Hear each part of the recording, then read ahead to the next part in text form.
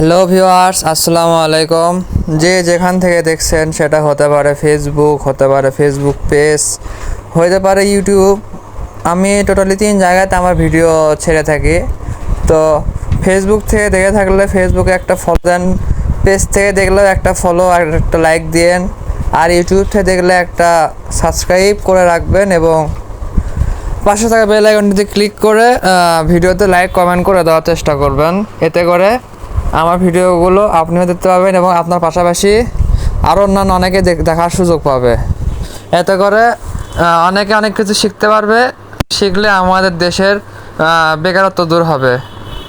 অনেকে আগ্রহী হবে যে আসলে চাইলেও অল্প কিছু টাকা দিয়েও এরকম পশু পালা সম্ভব। আগ্রহী হবে অনেকের মনোবল বৃদ্ধি পাবে।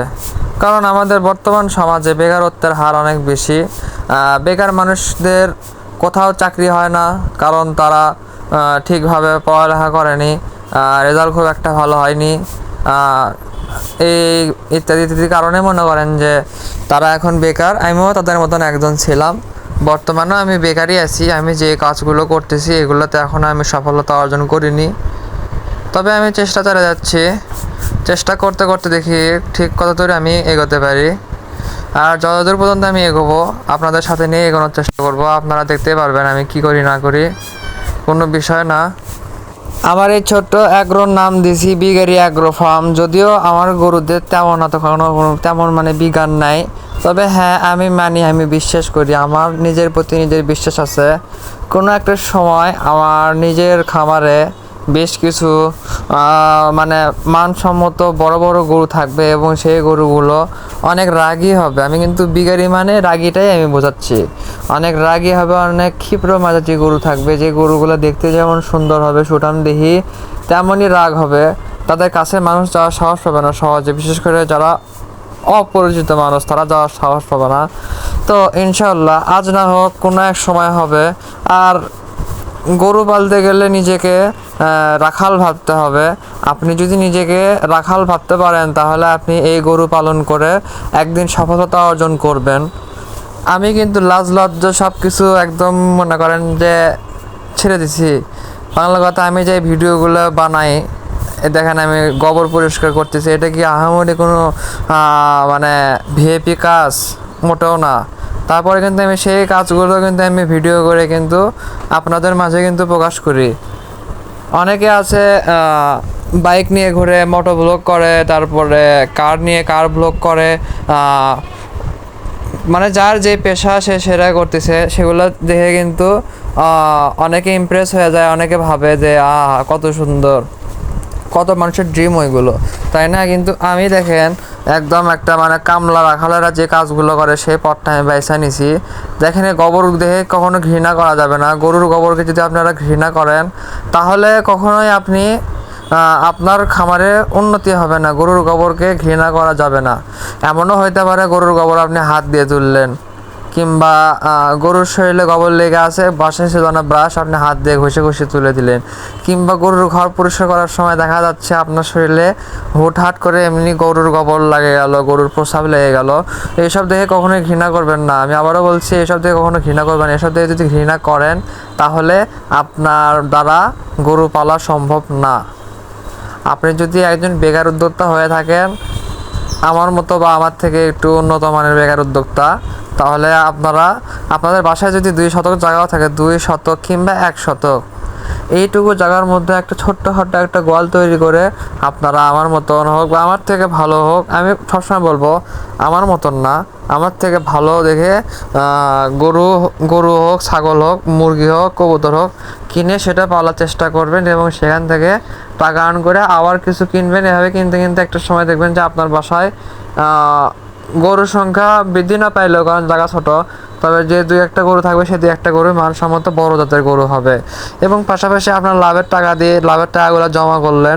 জমা করে কিছু টাকা বেশি হয়ে গেলে আপনারা চেষ্টা করবেন আপনার বাড়ির আশেপাশে কিংবা দূরে কোথাও একটু জমি কেনার। জমি কিনে সেখানে একটু ধার দানা করে হোক কিংবা ধৈর্য ধরে হোক, সেখানে যদি আপনি পার হয়ে যেতে পারেন, পার হয়ে যদি ওখানে যদি আপনি একটা গোয়াল ঘর বানায়, নিজে একটা থাকার ছোট্ট একটা ঘর বানায় যদি সেখানে থাকতে পারেন, তো দেখবেন যে আস্তে আস্তে মনে করেন যে আপনার উন্নতি হয়ে যাবে, আপনি সফল একজন উদ্যোক্তা হয়ে যাবেন। আর তখন আপনার ইন্টারভিউ নিতে অনেক সাংবাদিকেরা আসবে। আমাদের দেশে কিন্তু এখন সাংবাদিকের অভাব নাই। এখন লাইসেন্স ছাড়া সাংবাদিকও অনেক, লাইসেন্স আলা সাংবাদিকও অনেক। তাদের কাজই হলো এরকম খোঁজ খবর নেওয়া। তো যাই হোক, এটা অনেক ভালো একটা বিষয়। এগুলো দেখে অনেকে অনেক কিছু শিখতে পারে, অনেকে আগ্রহী হয় যে আমি কেন ভেঙে পড়বো, আমি চাইলেই তো ওই ভাইয়ের মতন যদি আমি চেষ্টা করি তাহলে আমিও হয়তো ওই ভাইয়ের মতন উন্নতি না করতে পারবো, তার থেকে একটু হলো মানে নিজ পর্যায়ে হলে আমি যাইতে পারবো, আমি চলতে পারবো, আমি খেতে পারবো, আমি আমি আমি মনে করেন সমাজে দাম পাবো, কেউ আমাকে অবহেলা করবে না, কেউ আমাকে খারাপ চোখে দেখবে না। এইরকম ভাবনা মনে করেন চলে আসতে পারে। তারপরে গরু বিষয়ে, গরু তো মনে করেন যে একটা শৌখিন জিনিস। এই দেখেন আমি গরুকে গোসল করা দিচ্ছি। আসলে গরমের দিনে প্রত্যেক দিন গরুকে গোসল করানো উচিত। আমার ছোট গরু, তাই আমি এক বেলা করে গোসল করে দিই। এই গরুগুলো যখন বড় হবে তখন আমি 2 বেলা করে গোসল করে দিব ইনশাআল্লাহ। মাশাআল্লাহ, আমি অনেক হ্যাপি যে আমার গরু 2টা আল্লাহর রহমতে অনেকটাই ভালো আছে। মাঝে মাঝে একটু মানে কেমন করে, তবে মাশাআল্লাহ অনেক ভালো আছে। তবে কি আমার কালো গরুটা একটু নোংরা প্রকৃতির গরু। যেখানে প্রস্রাব পায়খানা করে সেখানে শুয়ে থাকে। আর সারাক্ষণ তো মনে করেন যে আমার পক্ষে সম্ভব না আইসা মনে করেন গোয়াল ঘরটাকে পরিষ্কার করা। কারণ গরু পালনের পাশাপাশি আমি আমার মায়ের একটা মুদির দোকান আছে, আমি সেখানেও বসার চেষ্টা করি। কারণ আমার বাবা মনে করেন মারা গেছে, তো এখন মাকে তো সাহায্য করতে হবে, যতটুকু পারি চেষ্টা করি সাহায্য করার, এবং মাও আমাকে অনেক সাহায্য করে। এইভাবে মনে করেন চলতেছে। তো যখন আমি দোকানে বসি তখন দেখা যায় যে গরু মনে করেন 3-4-5 ঘন্টায় ওদের গোয়াল ঘরটা একদম মেখে ফেলায়, একদম প্রসাব পায়খানা করে মাখে ফেলায়, এমনকি শরীরটাও মেখে যায়। তো তখন এসে মনে করেন সাথে আমি পরিষ্কার করে দেই। তো সবসময় তো গোসল করানো যাবে না, কারণ ছোট গরু, এদের এত গোসল করালে দেখা যাবে যে অ্যানাপ্লাজমা হওয়ার সম্ভাবনা থাকে। কারণ অ্যানাপ্লাজমা এমন একটা রোগ, মানুষের যেরকম হাঁপানি কিংবা নিউমোনিয়া হয়, গরুদেরও এরকম মনে করেন নিউমোনিয়া, মানে নিউমোনিয়াকে বাকি গরুদের ক্ষেত্রে বলা হয় অ্যানাপ্লাজমা, একটা ভাইরাস। আর এই ভাইরাসটা হলে গরু কখনোই আর সুস্থ একটা জীবন পাবে না। গরুটা মনে করেন ওই আস্তে আস্তে বড় হবে, গরুটার মনে করেন যে লাইফটা একদম হেল হয়ে যাবে।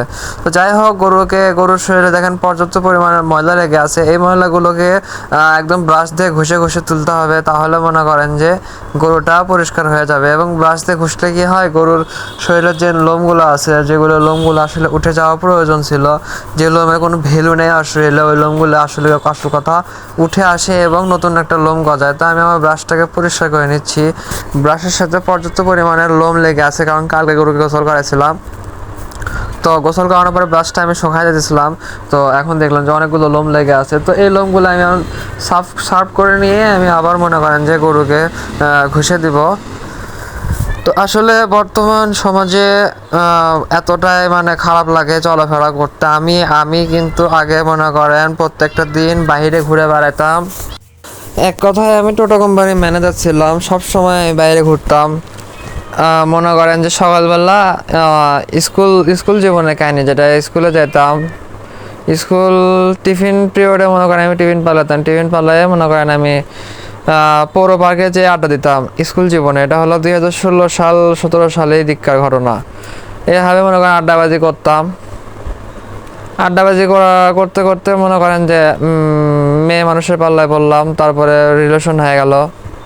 রিলেশন হওয়ার পরে তো মনে করেন পড়ালেখার প্রতি থেকে আরও মন উঠে গেল। সবসময় আমার সাথেই চলাফেরা, কথাবার্তা, এরকম করতে করতে একটা সময় দেখা গেল মনে করেন যে ও আমার সাথে বেইমানি করলো। তো ভালো কথা, বেইমানি করার পরে সেই সময়টা চলছিল আমার এসএসসি পরীক্ষার সময়। তো বেইমানিটা করছে ভালো কথা। তো বেইমান আসলে কখনো সুখে থাকতে পারে না, হয়তো বা ওও খুব অশান্তির মধ্যে আছে, কিন্তু পারিবারিক কথা আসলে কেউ বলে না, এজন্য আর কি আমরা কেউ জানি না। যাই হোক, ও সারা জীবন অসুখী থাকে, এটাই ওর জন্য আমার দোয়া। তো ও যখন আমার সাথে বেইমানি করলো তখন আমি সেটা নিতে না পারার কারণে আমি মনে করেন যে আর সেই সময় ছিল আমার এসএসসি পরীক্ষার টাইম। তো তখন আর কি আর করবো, আমার মনে করেন যে পরীক্ষার রেজাল্ট অনেক খারাপ হয়, আমার 1 বছর লজ্জায়। তো এটা আমার বলতে লজ্জা লাগতেছে না, আমার কোনো লজ্জা নাই।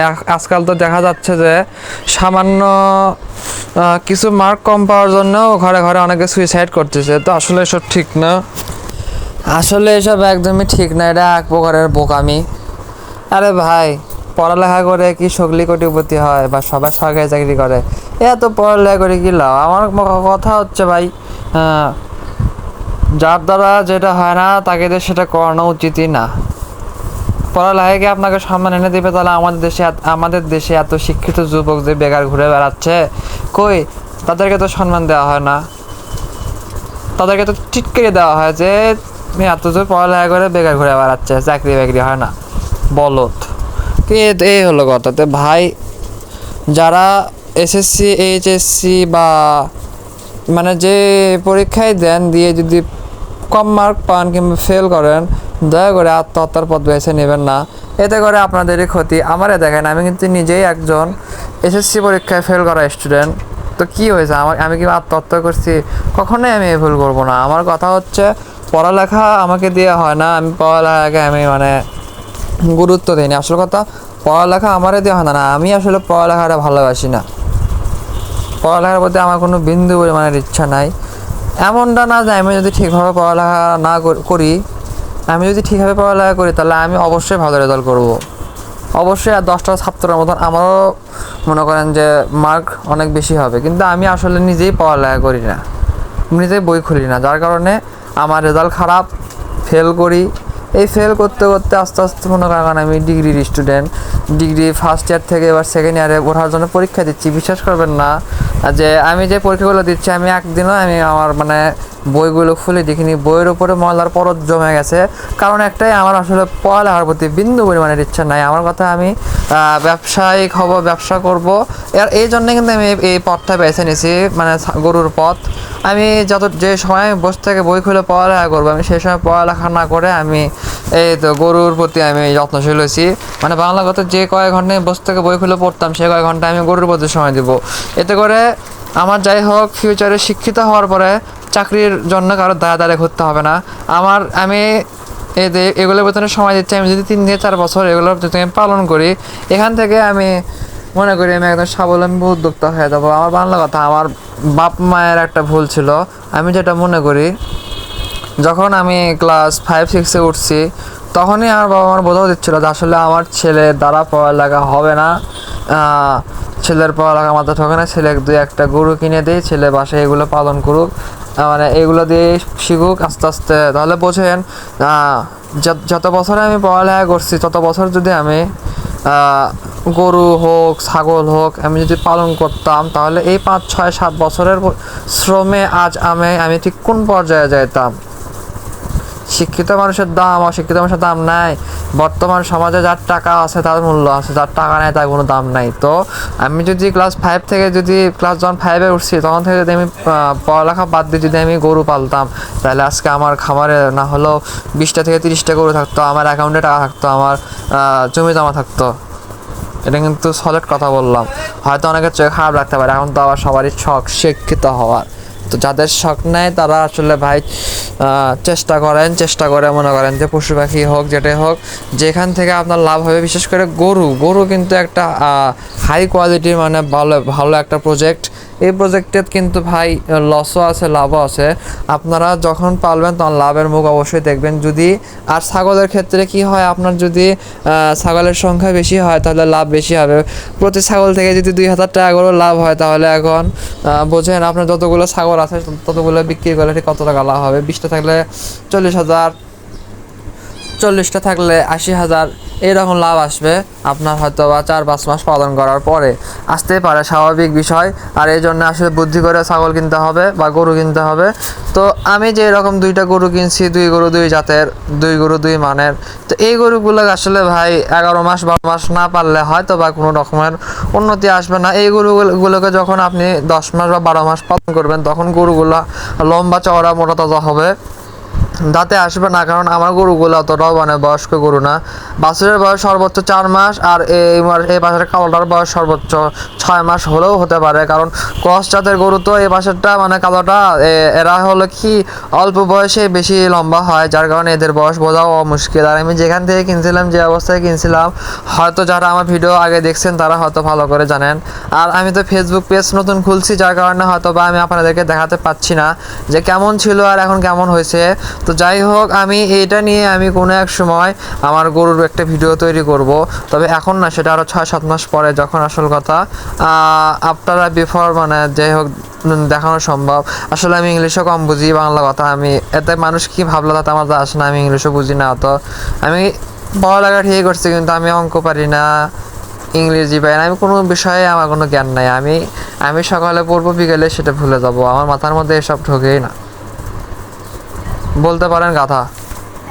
তো এখন এই গাধা কি করতে পারে, 2-4 বছর আমার সাথে থাকেন তাহলে অবশ্যই দেখতে পারবেন আসলে এই গাধাকে দিয়ে কোনো কিছু সম্ভব নাকি। আমি কিন্তু নিজেকে মহান পুরুষ ভাবতেছি না, আমি নিজেকে অতি সাধারণ একজন গাধাই মনে করি, বোগাত মনে করি। আমি নিজেকে পচাতে খুব বেশি ভালোবাসি, আমি একটা নিহায়াতি নিচু পদের একটা মানুষ। আমার পাইপটা দেখেন, আমার পাইপও কিন্তু কানা, আমার গোয়াল ঘরের সাইজটা দেখেন একদম ছোট্ট একটা গোয়াল, মানে আমি যা শুরু করছি আমি সেটাই আপনাদেরকে দেখাচ্ছি, তো আপনারা দেখতে থাকুন আসলে কি পর্যায়ে যায়। আর আমার জীবনের অনেক হাস্যকর কাহিনী আছে যেগুলো আসলে মানুষ লুকায়, মানুষের জীবনের হাস্যকর কাহিনী বলেন, বাস খাওয়া কাহিনী বলেন, মানে মানুষ কিন্তু নিজের ভালো দিকগুলোই হাইলাইট করে এবং খারাপ দিকগুলোকে গোপন রাখে। তাদের কাছে তাদের মান সম্মানের অনেক দাম, আমি তার উল্টা, আমার কাছে আমার মান সম্মানের কোনো দাম নাই। সব জায়গাতে আমি মনে করেন ছোট হয়ে আসি।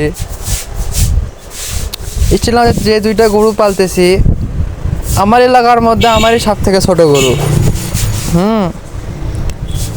আমার এলাকার মধ্যে আমারই সব থেকে ছোট গরু। এছাড়া যারা গরু পালন করে তাদের সবারই বড় বড় হাই কোয়ালিটির গরু। আর আমার এলাকার মধ্যে আমার ফ্রেন্ড সার্কেলের মধ্যে আমি সব থেকে গরিব, আমার টাকা পয়সার ব্যাকআপ নাই, আমি খুব সাধারণভাবে জীবনযাপন করি। এমনকি আমার শার্টের বোতাম ছিঁড়ে গেলে সে বোতামটা যে আমি সেলাই করব এইটাও আমার মনে করেন ধৈর্য হয় না, বোতাম হারা যায়। তে হলো আমার বর্তমান এলোমেলো একটা জীবন। আমার যে মাথা চুল দাঁড়িয়ে এটা কাটার মতন ধৈর্যটাও আমার মনে করেন যে হারাই গেছে। আমি নিয়তি করছি যে গরুর মতন গরু বড় হোক, চুলের মতন চুল বড় হোক, দেখি কত দূর এগোতে পারি।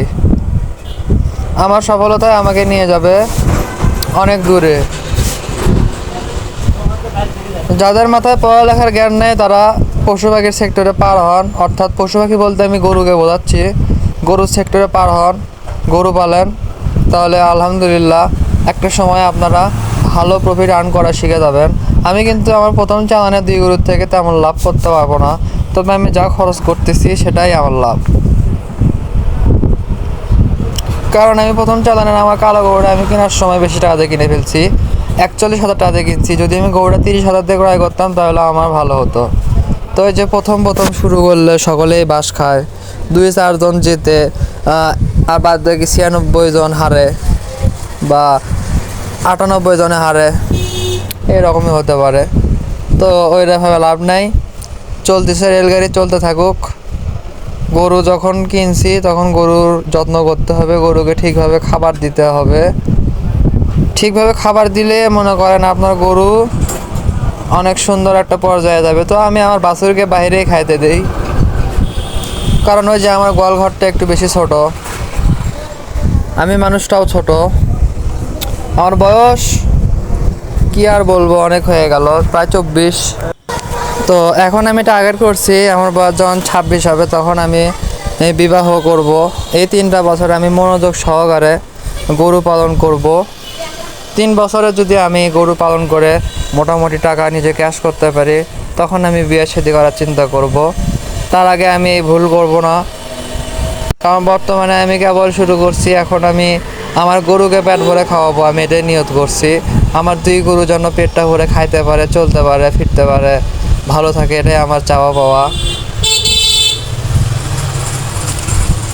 আমার বাছুরটা কিন্তু দেখেন আগের তুলনায় কিন্তু একটু বড় হয়েছে। আসলে ভাই সময় যায়, সময়ের সাথে সাথে মানুষেরা যে এরকম বড় হয় পশু পাখিও বড় হয়, তো আসলে ভালোই লাগে। আমি তো ছোট মানুষ, আমি ছোট দিয়ে শুরু করছি, আমার তো টাকা পয়সা ছিল না, তাই আমি অল্প টাকার মধ্যে ক্রয় করে পালন শুরু করছি। হয়তো একদিনে অল্প টাকা দিয়ে ক্রয় করা জিনিসটাকে আমি বেশি টাকা দিয়ে বিক্রি করব, কিন্তু এতে করে যে লাভ হবে আবার লাভ হবে না তাও না, যা আছে কপালে সেটাই দেখা যাবে সেই দিন সকালে কিংবা বিকালে। আর গরুগুলোকে আমি যেভাবে খাবার দাবার দিচ্ছি আমি আশাবাদী গরুগুলো থেকে লাভ না হলেও গরুগুলো খুব আরামে আয়েসে থাকতেছে গরুদের যত্নের কোনো ত্রুটি হচ্ছে না। আর বর্তমানে ভাইরাস চলতেছে, আল্লাহ না করুক কারো খামারে যেন ভাইরাস না হয়, সবার খামার যেন সুস্থ সবল ভালো থাকে, সবার খাবারে যেন লাভ হয়, কেউ যেন লস না করে। আমাদের দেশে প্রচুর পরিমাণ মাংসের চাহিদা, যার কারণে সকলে গরু ছাগল পালতেছে। এখন বলতে পারেন প্রত্যেকটা বাড়িতেই একটা দুইটা করে গরু না থাকলেও ছাগল ঠিকই আছে, কারণ এখন মানুষেরা আসলে ঝুঁকে পড়ছে এগুলোর প্রতি। আর এটাকে আমি ব্যবসায়িক আকারে একদিন আমি আকার ধারণ করব। বর্তমানে এই অবস্থা, আমার যে ফাঁকা জায়গাতে আমি গরুটাকে বেঁধে রাখছি, এইখানে আমি অর্ধেক জায়গা আমার নিজের, সেই অর্ধেক জায়গার উপরে আমি কী করবো, একটা ছোটোখাটো খামার বানায় সেখানে আমি গরু পালন করব, এটা আমার স্বপ্ন। এবং অর্ধেক জায়গা আমার ভাইয়ের জায়গায় ভাই কী করবে করুক, আমার কোনো সমস্যা নাই। ভাই যদি চায় যে গরুর খামার করবে, তাহলে দুই ভাই মিলে আমরা এখানে একটা বড় খামার বানাতে পারবো। কিন্তু এখন দুই ভাইয়ের দুই মত। সো আমার নিজের মতামতই আমার কাছে বড়, কারণ আমি যেখান থেকে 2 টাকা ইনকাম করতে পারবো সেটাই আমি করব। তো আপনারা সকলে আমার জন্য অনেক অনেক দোয়া করবেন, এবং যারা এখনও আমার চ্যানেলকে সাবস্ক্রাইব করেননি কিংবা ফলো দেননি, তারা তাড়াতাড়ি ফলো এবং সাবস্ক্রাইব দেন। এবং আমার ভিডিও থেকে অবশ্যই আপনারা কিছু না কিছু শিখতে পারবেন। এই যে আমি যে বললাম যে আমি একজন এসএসসি পরীক্ষায় ফেল করা স্টুডেন্ট। শুধু কি এসএসসিতে ফেল করছি না ভাই, আমি পিএসসিতেও ফেল করছিলাম। আমি তো ফেল করতে করতে আজকে আমি ডিগ্রির স্টুডেন্ট হয়েছি। আমি কিন্তু আমারই ভালো ছাত্র না, একদম খারাপ ছাত্র বলতে পারেন, পৃথিবীর মধ্যে সর্বশ্রেষ্ঠ খারাপ ছাত্র। আদু ভাইয়ের থেকেও জঘন্যতম ছাত্র আমি নিজেকে সেটাই মনে করি। এই জন্য আমি বলি আমাকে কেউ চাকরি দিবে না। আর আমার আসলে চাকরি বাকরি করার মতন মাথার ব্রেন বুদ্ধিও নাই। আমি বলবো না যে চাকরি বাকরি খারাপ, ভাই চাকরি করেও অনেকে সংসার চালাচ্ছে, অনেকে সুস্থ জীবনযাপন পালন করতেছে। আমি আমার কথাগুলো ঠিকভাবে সাজিয়ে গুছিয়ে বলতে পারি না। আর আমি তো বগুড়ার ভাষাটা আমি ঠিকভাবে বলতে পারি না, আমার ভাষাগুলো ভাঙ্গাচুরা, কখন কী ভাষায় কথা বলতে ঠিক ঠিকানা নাই। তারপরেও আমি কোনো মতো চলতে থাকি, বাদ বাকিটা আপনাদের দোয়া। তো যারা এতক্ষণ আমার সাথে থাকলেন তাদেরকে আন্তরিকভাবে শুভেচ্ছা ও অভিনন্দন। যাদের আগ্রহ আছে এই সেক্টরে আসার, তারা খুব তাড়াতাড়ি চেষ্টা করেন এই সেক্টরে আসার। আর বর্তমান সময়ে আপনারা চাইলে বাছুর গরু ক্রয় করতে পারেন। এই সময় বাছুর গরুর দাম অনেক কম, যে কথা আমি সবসময় বলি। এই বাছুর গরুর দামে কিন্তু কুরবানির পরে অনেক বেড়ে যাবে, তাই আপনারা এখনই ক্রয় করে রাখুন, কারণ সামনে কুরবানি ঈদ। এই কুরবানি ঈদে আপনারা এই কয়দিনে গরু কিনে নিয়ে এসে কী মোটা করবেন, অসম্ভব ব্যাপার। হয়তো আর 1 মাসের মতন সময় আছে, তো কোনো কাজে আসবে না, তাই যা করবেন তাড়াতাড়ি করেন। আর জীবনে কিছু পেতে গেলে অবশ্যই কিছু হারাইতে হয়। আমি আমার স্বপ্নের বাইকটাকে কিন্তু হারাইছি, আমি আমার স্বপ্নের বাইকটাকে বিক্রি করে দিয়েই কিন্তু আমি এই গরু সেক্টরে আসছি। তো যদি আপনাদের কাছে একটা হোন্ডা থাকে বা অন্য কোনো কিছু থাকে, সেটাকে বিক্রি করে দিয়ে আপনারা এই সেক্টরে আসতে পারেন। বাদ বাকিটা আপনাদের নিজের ইচ্ছা, যদি বাসা থেকে টাকা না দেয় সেই ক্ষেত্রে কথাটা বললাম। আরে ভাই, যখন টাকা ইনকাম করবেন তখন নিজের টাকাতে অনেক কিছু পূরণ করতে পারবেন। যাই হোক ভিউয়ার্স, আজকের ভিডিও এখানে শেষ করলাম। আল্লাহ হাফেজ।